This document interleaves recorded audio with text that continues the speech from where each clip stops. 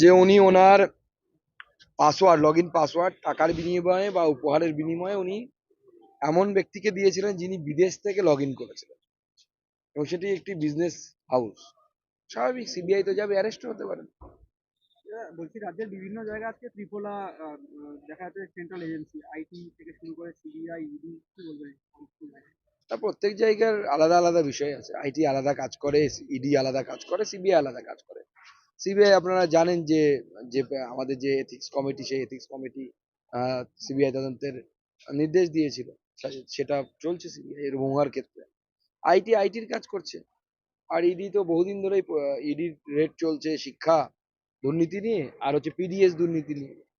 তো এবার যে দুর্নীতিগুলো নিয়ে তো রেড চলছে, আজকে নতুন হচ্ছে এরকম তো নয়। আর তৃণমূল কংগ্রেসের আমলে গোটা রাজ্য চোরে ভর্তি, যেখানে ডিল মারবেন সেখানে চোর পাবেন। চোরেদের বাড়িতে ইডি সিবিআই যাবে, এটাই তো স্বাভাবিক। বিরোধীরা বলছে যে লোকসভার মুহূর্তেই এই আক্রমণ একেবারে সেন্ট্রাল এজেন্সি দিয়ে সব জায়গায় চলছে। আমাদের দেশ, আমাদের রাজ্যে তিনবার ভোট হয়।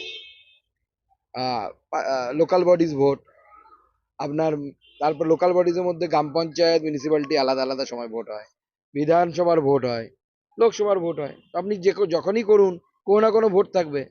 সেজন্য তো আমরা বলছি এক দেশ এক ভোট, রাজি হয়ে যান, তাহলে তাহলে ভোটের সময় হবে না। মোর বাবা ও মায়ের ফ্ল্যাটে হানা দিয়েছে, কি বলবেন সেখানে? কিন্তু সে তো যখন হানা হয় বা ইডি, সিবিআই বা ইডি যখন তদন্ত করে, তো সব জায়গাতেই করবে। যে জায়গায় জায়গায় আপনি আপনার সম্পত্তি রাখতে পারেন, আপনার কাগজপত্র রাখতে পারেন, সব জায়গাতেই করবে। তো বহু বছর ধরে সেই বাড়িতে তার মা বাবা থাকতো, কিন্তু হঠাৎ করে দেখা যাচ্ছে সেখানে কেউ আর থাকছেন না।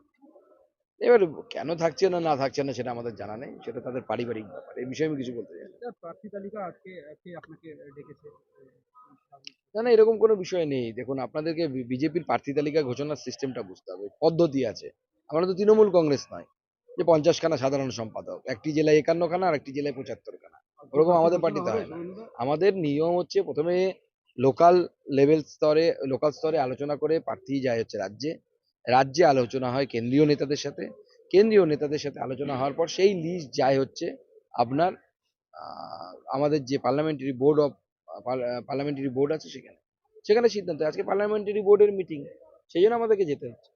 তো আজকে কি প্রার্থী তালিকার ঘোষণা হতে পারে? কিছুটা হয়ে যাবে আজকে আশা করি, এবং কালকে ঘোষণা হয়তো আজকে হবে না। আজকে তো সন্ধ্যে 7টা সাড়ে 7টার সময় হয়তো আমরা বসবো। দার্জিলিং নিয়ে তো বিভিন্ন বিতর্ক উঠে আসছে।